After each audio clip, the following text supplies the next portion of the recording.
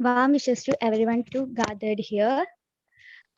We, on behalf of the Department of Economics, extended a very warm welcome to distinguished guests and all participants to the International Webinar on Women and Development.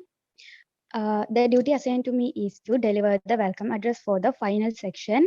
First of all, I would like to welcome Vijitha S. Vijayan, first MA Economics student of the Department of Economics, University of Kerala, as the moderator of the current session. Welcome, Vijitha S. Vijayan. Now I extended my heartily welcome to the speakers of the session, Adwaitiya Mishra, CSRD JNU, presenting the paper Impact of COVID-19 on Rural Labor, Distress-Driven Female Employment. Next, I would like to welcome the speakers, Ashna, Salim, and Munawwara Zubair, University of Kerala, presenting the paper A Study on Nudge as a Tool in Balancing Child-Sex Ratio. As part of the seminar, the concluding remarks delivered by the convener and organizing secretary, Siddik R, Assistant Professor, University of Kerala, Department of Economics. Welcome, sir. I would also like to welcome Sreema MS, second MA Economics student of department, for delivering the vote of thanks. Finally, I'll welcome each and every one presenting here to the section 12 of the International Webinar on Women and Development. Thank you. Thank you, Sreekkutty. Good evening all. Once again, I welcome everyone to the 12th section of successive 3-day international webinar on women and development. Today, we will be having two interesting presentations. The first speaker, Adwaitiya Mishra, CSRD JNU, will present a paper on impact of COVID-19 on rural labor, distress-driven female employment. And the second presentation is based on a study on nuts as a tool in balancing child-sex ratio. It will be presented by Ashna, Salim, and Munawwara Zubair, University of Kerala. Before starting the presentation, let me remind both the presenters about the time availability. You have 15 to 20 minutes for your presentation. To begin, I welcome Adwaitiya Mishra for the presentation. Ma'am, please take over. So thank you for allowing me to present my paper on the impact of COVID-19 on rural labor, distress-driven female employment. I'm Adwaitiya Mishra. I'm a PhD scholar at the Center for the Study of Regional Development at JNU New Delhi. So I'll start with my presentation. Now, we know that employment is a critical building block for poverty reduction and improving women's status in the society. It is also a significant aspect for the Indian development policy. However, it is essential that employment improves the well-being of workers and also enhances their capabilities, as the potential empowerment of women is only possible if their participation is not into low-paying or distress-driven jobs, which would contribute to their increasing drudgery. We also know that post-independence, for decades, agriculture has been the largest employer for workers in and creating decent employment opportunities outside of agriculture has in fact been a significant challenge for policymakers. Now, in terms of rural-urban, the rural economy in India has had higher levels of participation in the workforce vis-a-vis the urban counterparts, and agriculture has been the mainstay of rural economy. Now, as we all know, the COVID-19 pandemic unleashed an unprecedented crisis which affected millions of people around the world. The subsequent containment measures, including the severe lockdown, which triggered a severe supply and demand shocks across both developed and developing economies, and people, as a result, lost livelihoods, business processes were shut down, except for essential services. And there was also, as we witnessed, a large exodus of migrant workers who went back home. Now, interestingly, the latest periodic labor force survey for the period 2019-20, which covers the period between July 2019 to June 2020, so it does cover the first 4 months of the lockdown, shows that there has been a significant increase in the workforce participation rates between 2018-19 and 2019-20.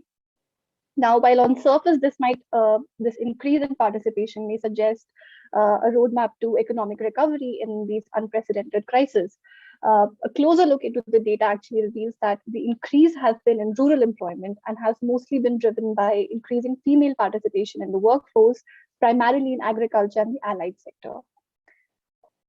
So the purpose of the study is to argue that the increase in female workforce participation rate in this period has in fact been a distress-driven response by rural women to an unprecedented crisis in order to compensate for the lost household income due to the pandemic and subsequent lockdown.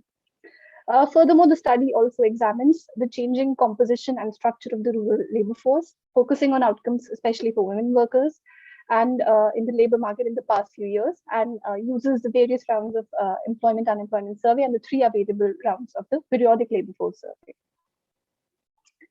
Now, coming to the first section of the analysis, this section will provide a theoretical perspective into the nature of women's work, especially in the context of developing economies such as India.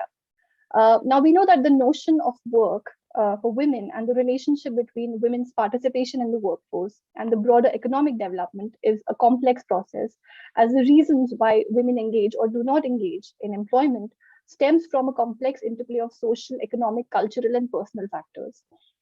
Women's actions and work participation decisions are to a large extent determined as a part of a family household strategy, emphasizing the interplay between different members of family household in developing, especially in developing countries. And it cannot just be considered the result of individual utility maximization over consumption and leisure, subject to a budget constraint.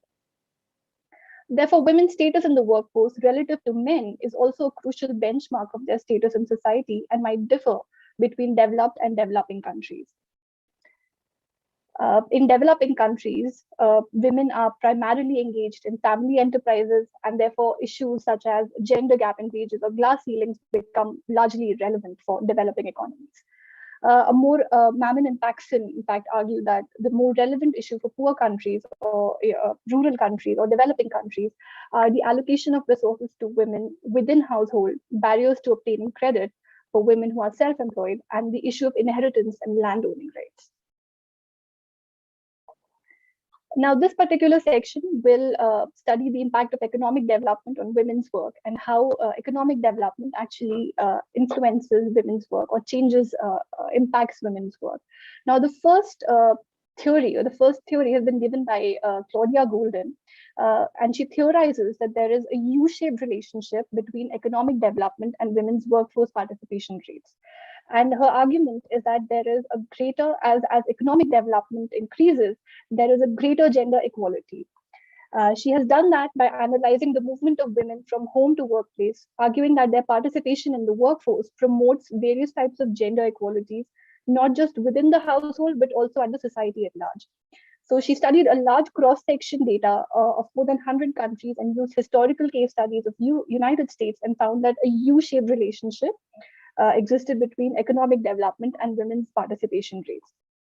Now, the basic crux of her argument was that when income levels in an economy are low and agriculture sector is the predominant sector, women participate in the workforce majorly as subsistence workers.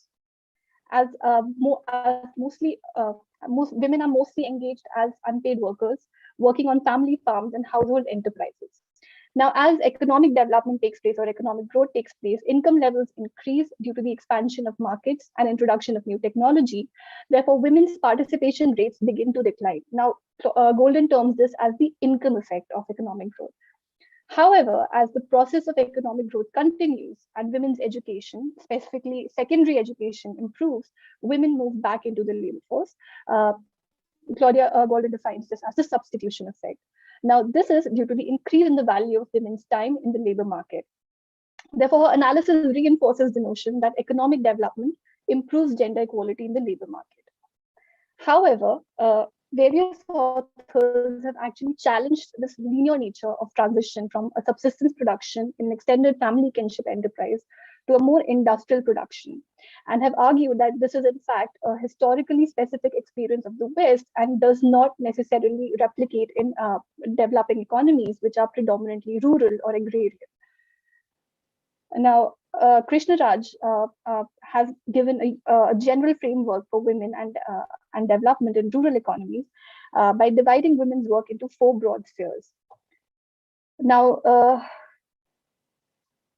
Now, as we can see in this framework, Krishna Raj has divided women's work, women's activities, activities performed by women into 4 broad spheres. In uh, the first sphere includes domestic work such as household production and family maintenance, which includes a range of activities such as cooking, cleaning, washing, taking care of the elderly and sick. Household production, on the other hand, includes various non-marketed activities such as fetching water, fuel, fodder, and forest projects for forest produce. Now, since these activities are majorly domestic activities, domestic work, they tend to become invisible and non-valued. However, these activities have a primary significance as they make possible the participation of other members of the household in the workforce.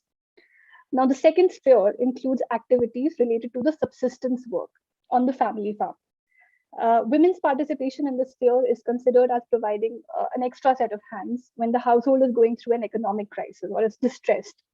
As the household income increases, women withdraw from the second sphere to the first sphere. So women, as the household income increases, withdraw from subsistence work and go back to domestic work.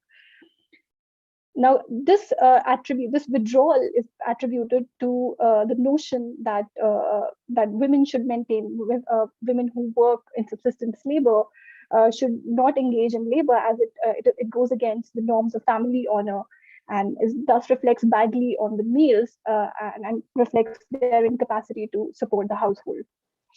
Now, coming to the third sphere. The third sphere is where women enter market-based wage relations, which includes work performed by women for wages or profit, while the traditional ties are still operational. Now, here is the difference that the traditional ties are still operational, and ideological structures such as caste, gender, family kinship, hierarchy are also operational when women enter market-based wage relations. There is a differential access to the sphere based on gender preference, where limited opportunities are, where if there are limited opportunities, they are apportioned to men. Now, the fourth sphere includes participation in the wider market economy beyond the village, which is achieved through trade and short-term migration. Now, Krishna Raj argues that there is a virtual exclusion of women from the third and the fourth sphere. So in their argument, women are predominantly concentrated in the first sphere and the second sphere, and women engage in activities when there is a distress on the household. Women move from the first sphere to the second sphere, and when there is an increase in income, they move back to the first sphere, and they are almost excluded from the third and the fourth sphere.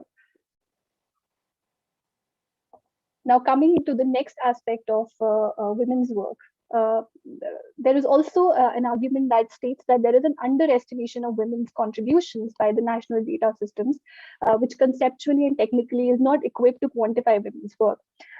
Authors like Vijayan have argued that standard unemployment questionnaires used by NSSO actually under-enumerates wherever the working style of females diverges from that of males, irrespective of the bias of the investigator.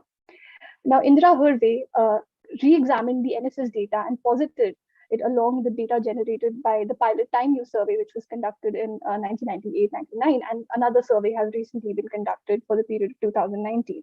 Now, she found that an uncaptured part of the workforce, which constituted subsistence work or home-based work and informal work, could be better captured through the time use survey, and therefore she argued that to quantify women's work, time use survey could be a better data set. Now, another aspect is that unpaid labor of women, which will be elaborated later. That a significant aspect of the NSS data also pertains to the debates around women's employments and how much of it is unpaid labor. Now, a large segment of the self-employed women workers are engaged primarily as unpaid family workers or helpers, especially in rural areas. Now, as unpaid workers do not receive any remuneration. However, the activities that are performed by women who are engaged as unpaid family workers are actually economic activities, which include production of goods and services for the purpose of exchange, and also non-market activities for the production of primary goods or for own consumption and own production. Now, coming to the second section. Now, the second section will look at the trends and the changing nature of work and the characteristics of the Indian labor force through empirical evidences. Now, for this purpose, now the data that I have used is all my computations are based on unit level data sets of the 61st round, which is for the period 2004-5, 68th round for the period 2011-12 of the NSS Employment Unemployment Survey, and the 3 periodic labor force survey rounds for the periods 2017-18, 18-19, and 19-20. Now, the measurement of employment is based on usual principal and subsidiary status, or usual status. As we know that the NSS defines workers engaged in gainful employment for a major part of the year as principal status workers. And if a worker is only engaged for some part of the year, they are subsidiary status workers. So if a person engaged in either usual principal status or usual subsidiary status, they are defined as usual status workers. And for most of the analysis, usual status is the most widely, using usual status is the most widely used practice. Workforce participation rates, the study takes into account workforce participation rates, which is calculated as the total persons of working age employed divided by the total working age population into 100. Working age has been considered as 15 and above. Now, this is different from the labor force participation rate, as the labor force participation rate also includes those who are unemployed but are actively seeking for employment. Workforce participation rate only looks at the people who are employed, people of working age who are employed. Now, coming to the data, now, as we can see that this particular data set gives us the workforce participation rates for both male and female in both urban and rural areas. As we can see that over the years, there has been a significant decline across all groups in the workforce participation rates. For both male and female. However, the most stark decline can be observed in the rural female participation rates. As can be seen that the participation rates of women were 48.5%, and then they fell to 35.4%. And then again in 2017-18 fell further to 23.8%, increasing marginally in the next period. And then there is a sharp increase in the latest period, which is the 2019-20 period. So 25.6%, it increases to 32.4%. For male workers, in the last 2 periods, there is an increase across all groups. However, the most stark increase is, the largest increase is in the rural female workforce participation rates. There has been an increase in rural male participation rates, but it's only been very marginal increase. For urban female also, there has been around a 3% increase. However, so now to disaggregate, to understand and to break down this increase in participation rate, we also look at the status of employment. That is, in what status of employment has this participation increased? Now, the NSS categorizes 3 activity status codes for people who are employed. So the status is self-employed. So self-employed people are either people who are working in household enterprises, our own account workers, are employers, or the third category is people who have worked as helpers in household enterprise and are unpaid family workers. The regular status workers are those who receive regular salaries, and the casual wage, and the third is the casual wage laborers who are classified as casual wage workers, either engaged in public works or in other types of work. So looking at this activity status distribution, we find that the largest share of, this is for the male, so this table is only for male workers. In the next table, we'll look at female workers. So for male workers, the largest share in rural areas, the own account workers and casual workers constitute the largest share of workers in the rural areas, whereas in urban areas, own account workers and regular salaried workers constitute the largest share of workforce. Between 2011-12 and 2017, there was a very sharp increase in the percentage of workers who were engaged in own account work in rural areas, and there was also a simultaneous decline in the percentage of workers who were engaged as casual workers. However, in the last 2 years, we can see between 2018-19 and 19-20, with the period which would have seen the impact of the pandemic, we see that that there is in rural areas, there has been a decline across all fields, all status, except for the unpaid family member status. Coming to the female activity status. Hello, I'm audible, right? Hello? Yes, you are audible. Okay. So coming to the female status, we can see that in both male and female workforce rates, the largest share is constituted by the self-employed. However, when we look at male activity status, we see that the largest share is constituted in own account workers, whereas for females, in rural areas especially, the largest share of workers are constituted by the unpaid family unpaid family members. So even for women, the largest share is constituted by the self-employed workers, but for women, the largest share is for the unpaid family members. Now, if we look at across the years, and this is the second largest the share that is constituted is by the casual status workers. So casual status workers and unpaid family member workers in rural areas constitute the largest share of women workers in the rural areas. Now, as we can see that the share of women workers and unpaid family member declines over the years, but it is only in the last period we see that there is actually a 5% increase in the unpaid family member percentage. So from 38%, it increases to 42.4%. Now, coming to the we see that in urban areas, there is an increase in the regular salaried workers. So from in 2004, 36% to 42.8%.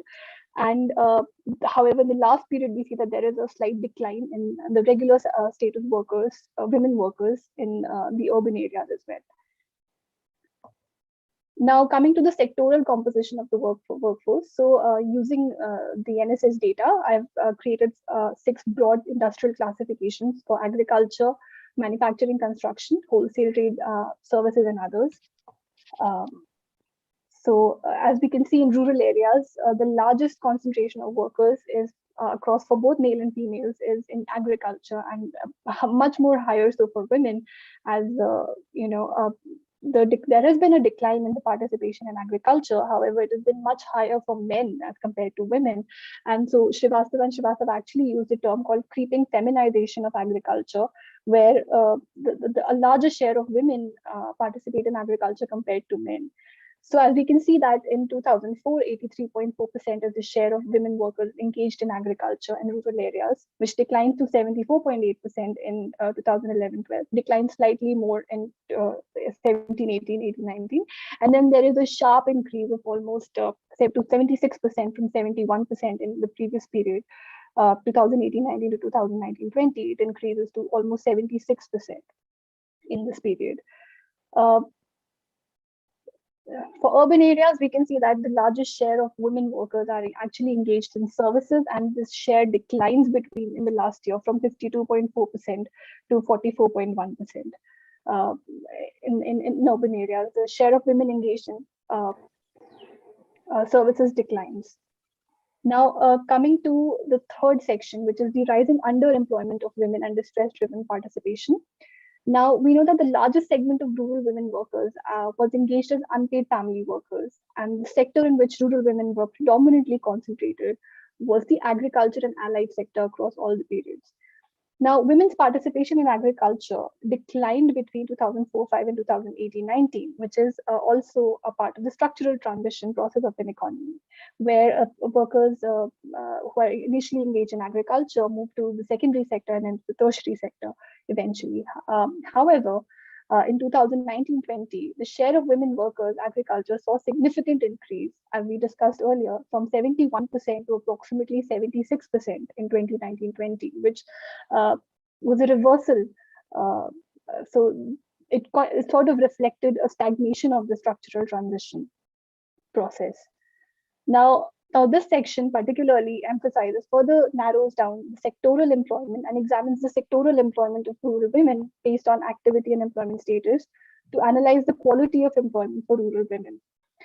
Now, disaggregating the sectoral change in agriculture for women on the basis of employment, we find that the largest segment of rural women engaged in agriculture were actually engaged as unpaid family workers.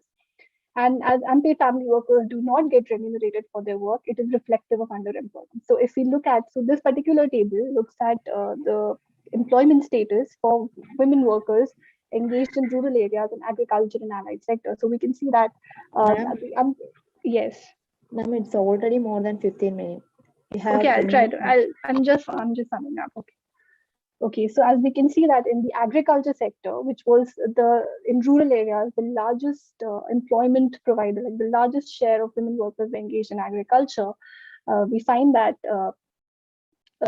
within agriculture, the largest share of women workers are actually engaged in either unpaid family member or casual wage. In fact, these two combined almost constitute 80% of the total workforce, that is rural female workforce engaged in agriculture, either as unpaid family member or as casual wage labor. And however, this percentage share declined over the years. But in the last period, as we can see, it increased from 49.4% to 52.8%. In the non-agriculture sector, what we find is that there is an increase in the casual status women workers who are not engaged in agriculture. But there is also a very significant increase between 2011-12 and 2017-18 in the regular salaried workers who are not in the non-agriculture sector. So women who were moving out of agriculture into more regular salaried worker had to go back to agriculture during the pandemic, as we can see that there is a decline in the share of regular salaried workers, 35.7% to 33.4%, who are actually employed in the non-agriculture sector. Now, coming to the conclusion, now women workers, as you know, they generally comprise a marginalized category of workers, and rural women in particular fall in a lower position compared to their urban counterparts. Rural women also have limited access to assets and resources and lower levels of education and skill. Now, apart from the inherited social disadvantages in the patriarchal society, patriarchal structure, these contribute in limiting women's autonomy and empowerment. Now, women are mostly concentrated in agriculture as self-employed workers and provide unpaid labor. Hence, the higher participation levels of rural women in the workforce is not indicative of their higher levels of welfare. Therefore, the increase in the workforce participation in rural areas in the recent PLFS round needs to be seen in the light of the unprecedented COVID-19 pandemic and the subsequent lockdown, and also in the context of the ongoing agrarian crisis. The increase in rural employment in this period, especially in the agriculture and allied sector, seems to signal distress-driven employment, especially by rural women, to compensate for the loss of household earnings. Furthermore, this participation increased primarily as unpaid family worker in household enterprises, which is reflective of an increasing underemployment of women workers in rural areas. Therefore, the overall image that emerges in the aftermath of the COVID-19 pandemic is of great disadvantage for women workers, especially for rural women. Thank you.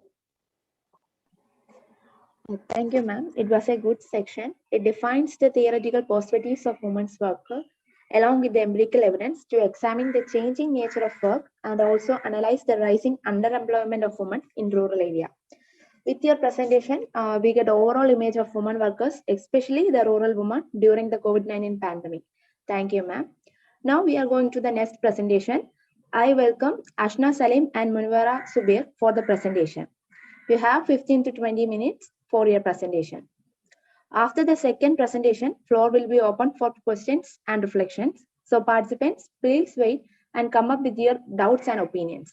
Thank you. It is a study on nudge as a tool in balancing child-sex ratio, co-authored by Ashna, Salim and me. The growth and development scenario emphasizes the importance of male-female equality. Then the highly biased sex ratio is a serious issue to be considered.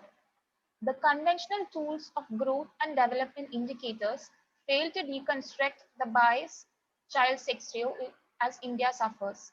In this backdrop, a behavioral economics tool, nudge, is used to address the problem of child-sex ratio.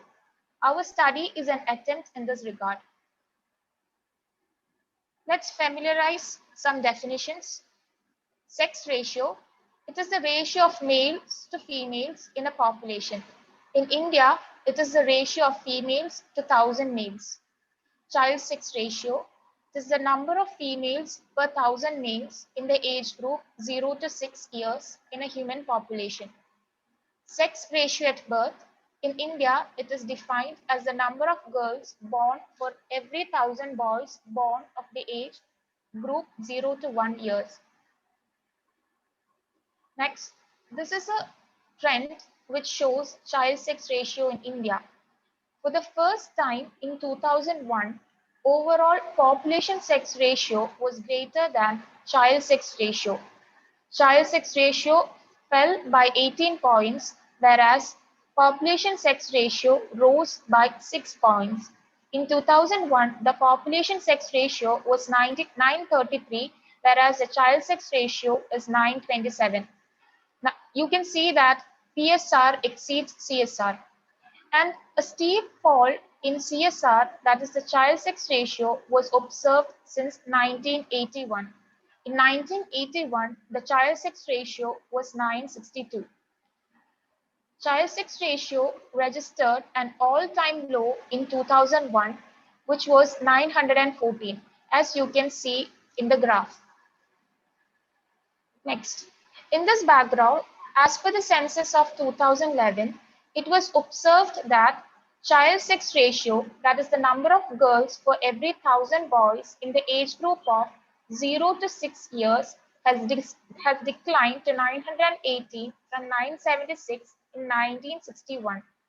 The main reasons identified for such a decline are preference for sons, social construct of discriminating girls, socio-cultural and religious biases, ease of access, affordability, and misuse of diagnostic tools. Alarmed by the sharp decline, Government of India has introduced Beti Bachao, Beti Padhao program to address the issue of declining child sex ratio. The main objectives of the scheme were prevent gender-biased sex-selective elimination, ensure survival and protection of the girl child, and ensuring education of the girl child. This campaign was launched initially in Panipat, Haryana, which had the worst child sex ratio in 2011 census, that is 834 as compared to the national average of 990. Beti Bachao, Beti Padhao campaign was initially launched in 100 districts in 2014-15 and then expanded to further 61 districts in 2015-16. In the policy formulation of Beti Bachao, Beti Padhao, a behavioral economics tool called nudge is incorporated with the neoclassical tools. Now let's see what a nudge is. Public policies have the ability to affect all aspects of life. There exist different degrees of influence on behavior for public policies, starting from laissez-faire on one hand and mandate at the other end. If the varying degrees of influence of public policies are arranged in a spectrum, we get something like this: laissez-faire followed by nudge, which is followed by incentives, and which is followed by mandate. Laissez-faire is nothing, and it is called, which is doing nothing and allowing individuals or businesses to chart their own course, whereas mandates, which coerces people to act in a socially desirable manner.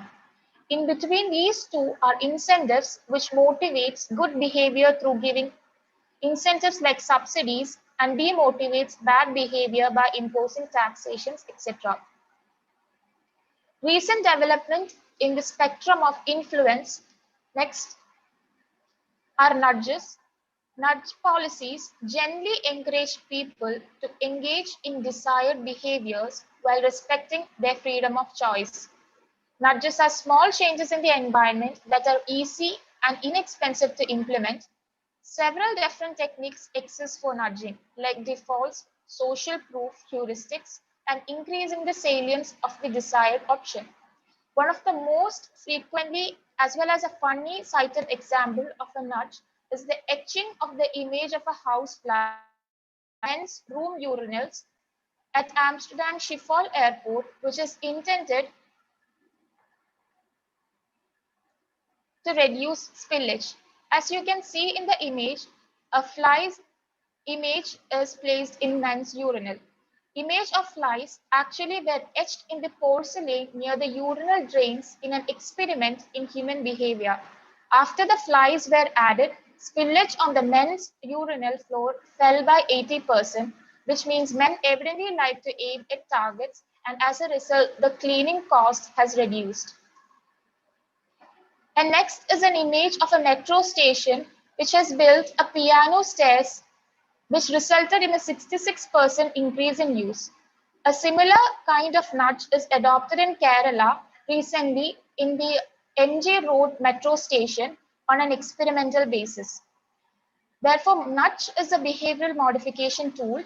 which was first introduced by Wilk in 1999 and later popularized by Richard Thaler and Cass Sustain in 2008 via their book titled Nudge: Improving Decisions About Health, Wealth, and Happiness. Why do we need nudges? This concept is a relatively subtle policy shift that encourages people to make decisions that are in their broad self-interest.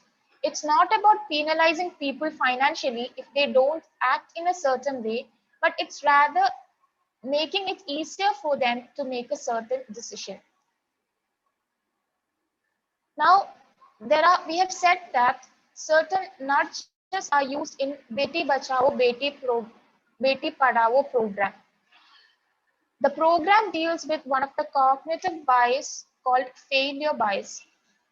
A failure bias is the urge to look at failure rather than on successes because failure is more visible. This bias can be corrected through behavioral principles like emphasizing social norm, like examples like highlighting the number of people who vote, save regularly, pay their taxes on time, and other positive behavior. Also, clarify the insignificant role of detractors or negatives of influencers when feasible to avoid failure bias, focusing on influencers that people can relate to, for example, those in the same geography or age group. Next principle which is used to eliminate failure bias is disclosing outcomes, like disclosing the realized benefits of good behavior. So emphasizing social norm and disclosing outcomes are one of the common methods for eliminating failure bias.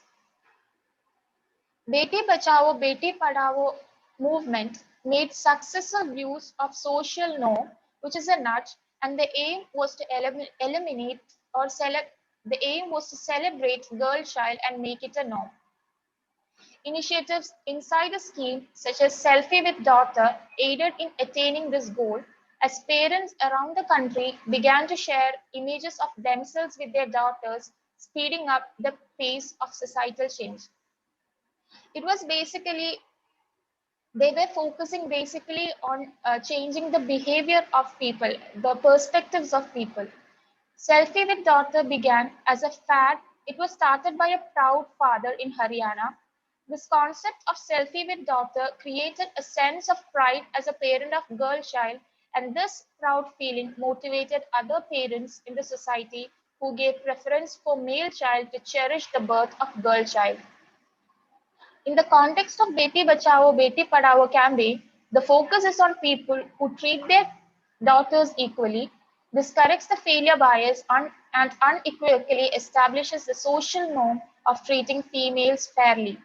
Thus, Beti Bachao Beti Padhao effectively made use of the social norm, which is an important type of nudge. Next, this graph shows the performance of child sex ratio since the implementation of Beti Bachao Beti Padhao movement. And it was taken from the first phase of NFHS 5 data, that is National Family Health Survey data, and a comparison has been made with the 2011 census. Since it is clear from the figure that out of the 18 states, only 3 states, including Andhra Pradesh, Bihar, and Goa, showed a downfall. The most notable downfall was in Goa, that is from 920 in 2011 census to 774 in 2020 census. 2020 NFHS. All other states show an increasing trend, and the difference is also notable. This table shows the performance of sex ratio at birth in selected districts across India. The table shows that 12 districts which have shown positive changes in sex ratio at birth due to the unavailability of data regarding district-wise child sex ratio at birth from NFHS 5 has been taken. One of the limitations is that As census data is not available, NFHS 5 data is used.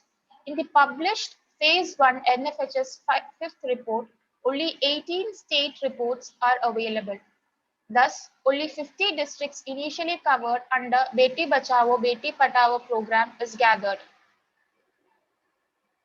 As a conclusion, previous studies by Bose 2007, Vijayan 2007, and Sagar 2007 have shown contrary results on the relationship between child sex ratio and socio-economic indicators with respect to states. In our study, we found that only 12 districts out of 50 have shown positive results. On the basis of this result, we cannot come to a conclusion that nudge worked. In order to arrive at a concrete conclusion, extensive district level study regarding the social, economical, and cultural factors need to be conducted. Behavioral economics encompasses the premise that we all have behavioral biases while making decisions, and some of those tendencies can be modified by drawing inputs from psychology. Incorporating this more realistic knowledge in formulating public policies can make them more effective. As in the case of nudge, government channelize people's choices in a particular direction by providing them a choice architecture without barring any options. Thank you. Thank you, Adwaitiya and Ashna, for making two important presentations. Basically, I have a clarificatory remarks on Adwaita's point. That is, the data you have presented from NSSO as well as PLF data. The period as is not actually during the COVID period. It is before the COVID period, like 1919, 2000, 1920, right? So you can only expect that this would aggravate the situation during the COVID. That is only on the post 2020, 21, 22, whatever. But that data is not with us. And of course, this is actually a pre-COVID data. And we can expect that things are gone much worse in that sense. So it is not a reflection of the COVID kind. That is the only clarification which I would like to make. But other than that, it's an excellent observation which you have made in different aspects of the work participation and other things. So of course, thank you for your reflection in that sense. So can I respond to that? Yeah, sure. Yeah. So the period that the PLFS has taken is from July 2019 to June 2020. So the first quarter from March to June is actually covered in the PLFS data, 2019-2020 data. And beyond that, the new data has not yet been released. So for the first quarter, a lot of articles have been written that have reflected on the impact of COVID-19. So for the first quarter, a lot of people have written on it. Apart from that, one of the data sets that is being used is the CMIE data, but it is not. But there are certain limitations with it and in the way it is being calculated. So yes, there is no consistent data for the period beyond June 2020, but for the first 3 months, 4 months, there is some information there, because we already see that there is a very drastic difference in participation rates in the first 3 months. So yes, of course, as you suggested, that beyond that, of course, things are expected to worsen for workers, especially rural workers. So thank you for your observation. Before that, I would like to also make some points to Munawwara and Ashna Salim's. Yeah, okay, sir. It is a very interesting way of looking at the problem, whether the nudge has worked or not. Since we don't have actually the district level data in a detailed fashion, it is difficult to basically jump into a conclusion of this sort. But still, actually the birth rate case as well as the other one which you were trying to make. But what I feel is that in the previous NFHS data's birth rate should also has to be compared than actually the child sex ratio per se and the birth rate. That is between 0 and 1 year. So this is two different comparative points. So I had mentioned this earlier. So you could have actually done that and see that whether there is a change.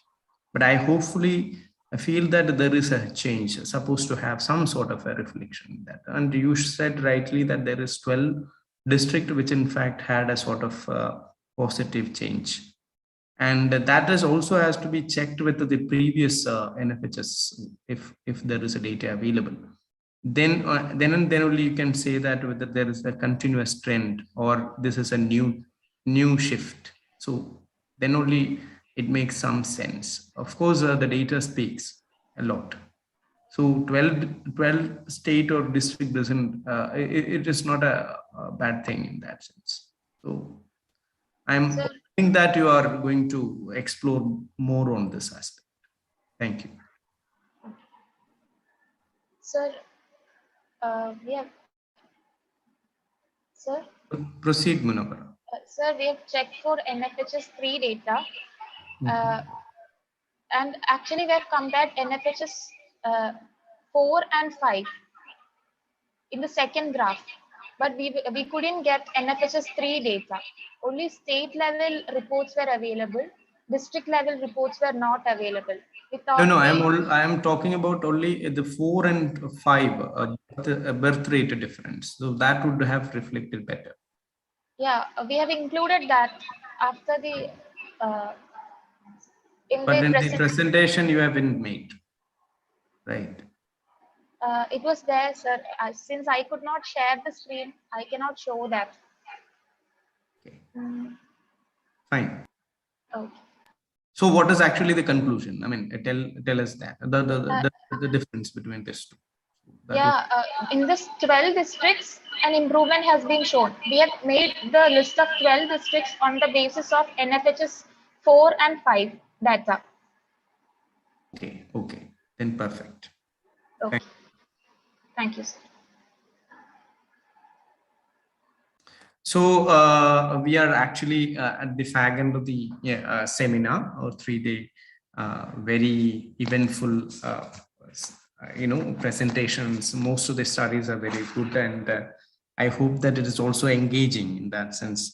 So we know that the women and development issue is worldwide recognized, and of course it's a part of the United Nations development, one of the goal of United Nations Development Program, and also the department is very well organizing this issue ever since in the last 5 years, like 2018 onwards. So now I have to actually conclude about these things, though the importance of women as such in the process of production, in the process of development, in the process of also consumption is very important. But the representation or the recognition of kind which was given to women is always, always shadowed. I won't say that their representation is not good. Their representation is always shadowed, or normally it is like Bourdieu said, they were always being treated as second sex in that sense. So with that in mind, we had actually organizing this seminar and see that whether the role of women can be actually put in the foray. And there are so many researchers, in fact, tirelessly working on to bring out the importance of women in the whole process of development. With this, let me actually present what we had done in the last 3 days. We started with the very important remarks by our inaugurator, that is the Vice Chancellor of the university, said that you cannot actually treat women as a single category first, because there is a lot of difference, even the very word women itself, because women is actually black women, white women.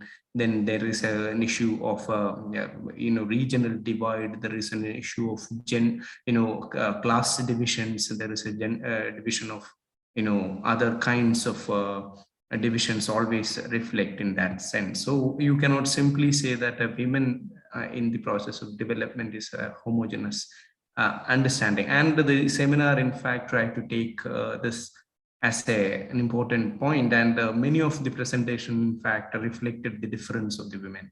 There is no single women we had discussed. We had discussed about the difference of caste-based divisions, the class-based divisions, also region-based disparities among even the representation or the role of women as such in the process of development. So in that sense, what the Pro-Vice Chancellor cautioned was well being considered as well as reflected by the presenters in their presentation. And we had actually a theoretical foundation which was given by the keynote speaker, Professor Sreekkutty Gupta from Center for the Study of Law and Governance, Jawaharlal Nehru University. She rightly pointed that, the social reproduction, the women's role in social reproduction is always, made women underpaid or, or paid very less, because it is a part of the larger capitalist interest or interest of the capital in that sense. So when a capitalist society who would like to thrive, the difference of the underpayment will increase, especially the deprivation of women will increase. So this is a kind of a theoretical statement which had been given by Sreekkutty Gupta in her presentation. And later on, we had around 22 papers being presented in the last 11 sessions. One paper presenter couldn't actually present because of her internet connectivity, and all. She couldn't actually even start her presentation. So other than that, we have actually 22 presentations. Total, we had 23 papers being screened in, and most of this paper were in fact very good, well written, and almost nicely researched. And of course, there are many working papers, in fact. But still, all that with their due respect, they used to show some sort of, integrity in making the importance of women as a key player in the process of development, especially whilst we started the presentation of Suma's career. She reflected on how the rural women being deprived and their well-being deprived, even in the context of availability of water or fetching of water, etc. in that sense. So we have also a paper discussed about the development policies of rural area in India and how the government was given incentivized the women in the rural areas of Kerala, which was being given by Ramya PS. The account was given by Ramya PS, and of course there is a lot of glitches also. We need to really reflect on that part as a caution note, which I would like to make, because there are good things which has also happened in the recent past, but at the same time, the conditions of women is not better in the state, especially when it comes to a different aspect, which many researchers were reflecting upon. And later on, we had a presentation by Lalija and Amala and John, and they were discussed about the importance of education demand among the women in Kerala. And that is also very an interesting way of understanding the determinants of higher education in that sense. So then we had paper on literacy rate and decision-making of working status of women in India by Sri Lakshmi Sudhakaran, based on the NFHSO data set, recently published NFHSO data.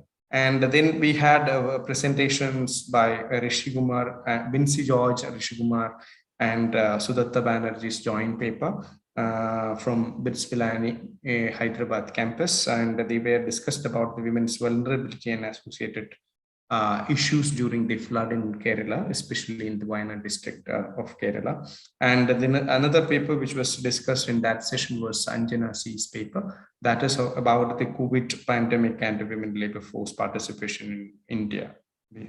And very interestingly spelled out paper in that sense. And in the second day, we had actually very interesting papers, such as the first session was started with the screening of Shijit VP's Nakusha, unwanted in Unwanted is My Name, which is a documentary which was made by Shijit from his MPhil dissertation. So this is dissertation was on the unwanted women, detailing of unwanted women in the rural Maharashtra, especially Satara district. So he converted his thesis as a site of activity to the general public, and that has made him to make the documentary, this Nakusha, and this was very interesting, as well as which had in fact given a picture that how even the women from their birth being deprived by the social norms as well as their own family, and in that sense, and the film in fact made a decisive impact in the Maharashtrian politics later on. So this was very well discussed by Darshana and Shijit, and Darshana had given the theoretical and the conceptual importance of how to look the feminine space through screen, etc. So this is in that sense a very interesting session we started yesterday. And then we moved on to the presentation like Women at Leisure, and then by Aneda and Amrita Roy of IIT Palakkad, and then Anjana also discussed about the structural violence of women and impediment to women empowerment, along with her supervisor, Professor A.K. Prasad. So these two papers, in fact, used extensively the time use data, and they were understood the whole terrain of women in the household activity and how they are spending their time, whether in a paid or unpaid activity, or in the how they are spending their time in the leisure and other things. So these are actually very important and eye-opening empirical works which been presented in the sixth session. And then we had moved on to the seventh session, especially by the paper, which is a very good paper by Shyamak Chattopadhyay and Dr. Shubhanil. They were co-authored paper, which is on female labor force participation in India. And this other paper was by Sabu PG and PJ and Sajesh PV. They both are from the St. Thomas College, Pala, Thrissur. And their paper was on a role of women from the promoting organic farming. And the third paper was Munira's paper, which is on the nature and reason of exploitation of the female workforce. That is basically on the district of the tea plantation district of Wayanad, in Idukki in Kerala. So these three papers are basically different case studies in that sense. So, but largely talked about the labor aspect of especially the neglected labor aspect of women in that sense. So this is a very interesting and a detailed analysis was done by Muniraj and Sujesh on what has happened in the Idukki district, as well as the detailed analysis was done by Sajesh in the Kudumbashree mission. So all that paper was actually giving some sort of an account in that sense, which is, we need to really look into the aspect on how the women is differently being sidelined in the social fabric. So that is also an interesting work which the seminar enlightened with.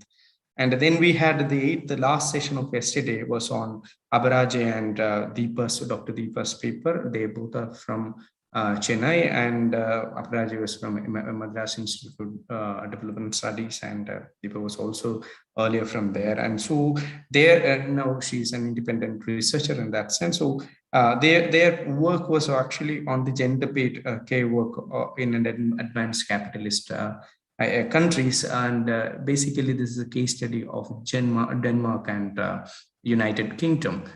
See, this paper is also partially reflected what Chirishri was discussing about.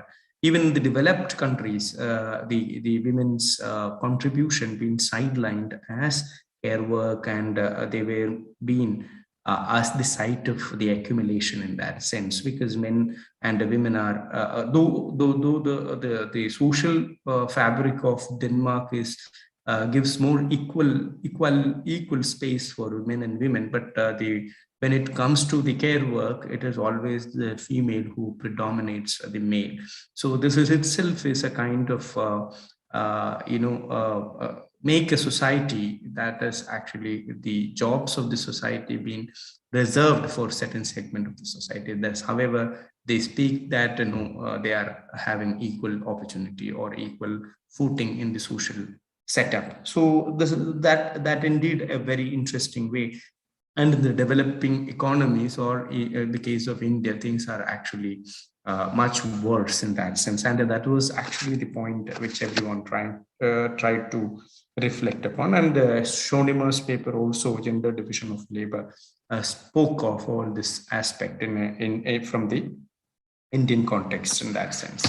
So today we started with the presentation of Christabel PJ, our own associate professor from the Department of Economics. She rightly talked about the earning potential and the job satisfaction among the science, technology, engineering, and the mathematics field. Now this has become increasingly a union of science discipline, which is trying to address the problem of employability and other aspects. So that is in itself is actually reflect that even though the higher opportunity subjects such as the science and technology or engineering, where the conditions of women are not so rosy in there itself. So there are so many diverse reflection which we can actually still draw from this kind of understanding, and that is what we all got from. So the other presentation was a specific case study of Aravindan Panikavidal and Harikumar's Dr. Harikumar S. And of course, Sri Shikha is also part of that writing process. So their work was on basically the case at the Kumbharan society's gendered and intertemporal difference in the education and attainment. So there also in the community level, the disparity been shown by these presenters, and in fact every segment of the society can be now deeply looked into. That is what is all this case study, as well as the macro analysis had given. And the 10th session was also a very interesting session, which is a little bit different from what is all the other studies were on. The 10th session was on largely on the leadership for women and their underrepresentation, largely, and the importance of their representation in itself were being reflected. Dr. Jasmine from Jesus Mary College and Srishtipal, earlier a student from Jesus and Mary College, and now with the Nikori Associates, had discussed about women's leadership, a gendered perspective on policy making. They were discussed about the larger, very minor representation of women. Though their representation minor, their activities are well recognized, especially in the case of New Zealand, and they were talking about the incidents in Iceland and other part of the world. And of course, this is in fact, we need to really look into the role of women as leaders. So that is what is actually this paper trying to unravel. And the other paper was given by Nancy Yadav. She was actually made a sort of a division of the North and South, and how the mobility of the women in a larger context being placed.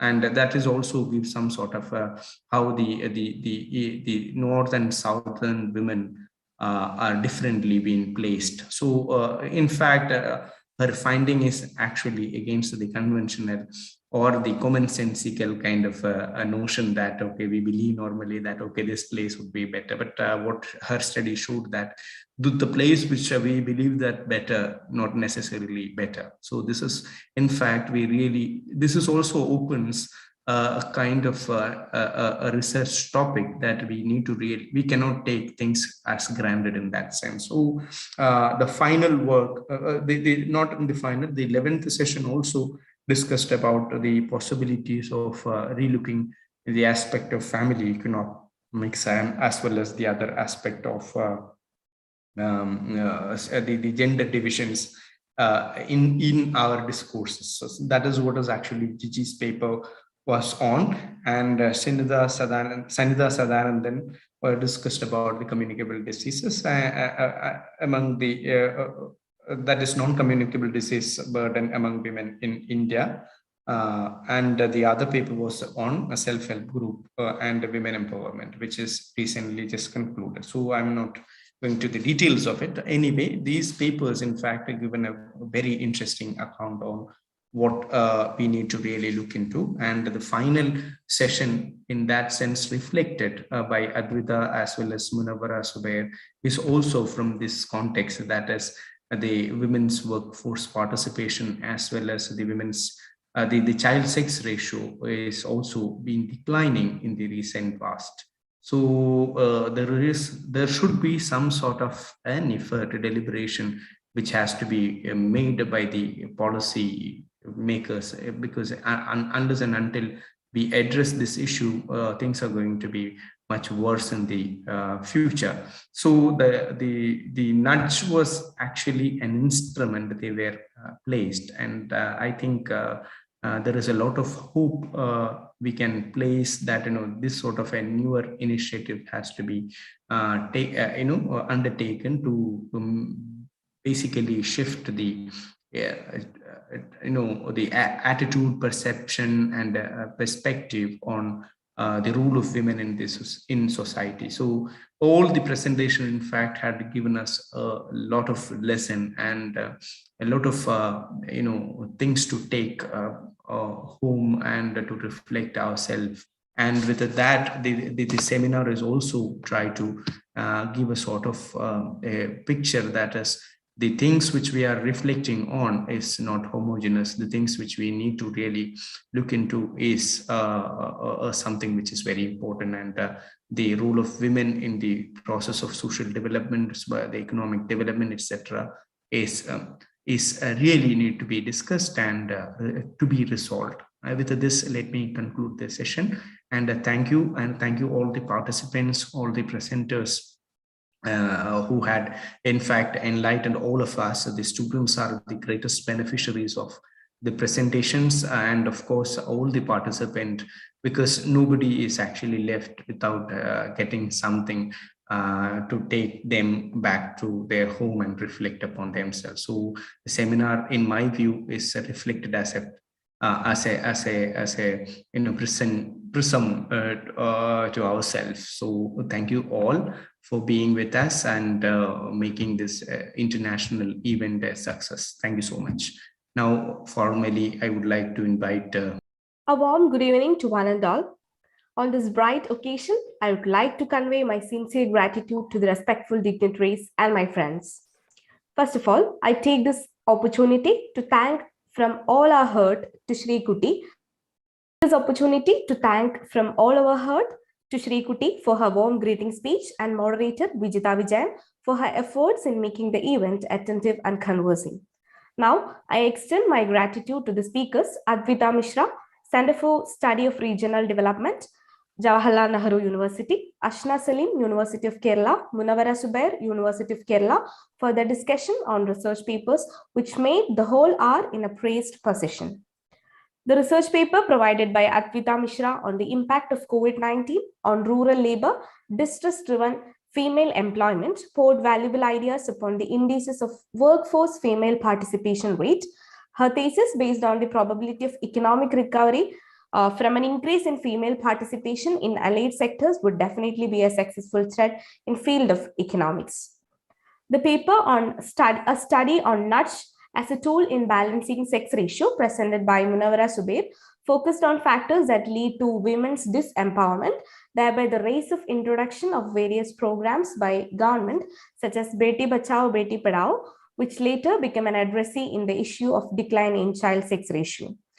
The central backdrop of this paper was to analyze and to make us aware on the importance of nudge policy in Beti Bachao Beti Padhao scheme.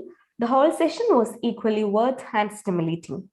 Now, with all my heart, I present my sincere gratitude to Siddik sir, the organizing secretary, assistant professor, Department of Economics, who was the core of the events and the prime pillar behind the event's success.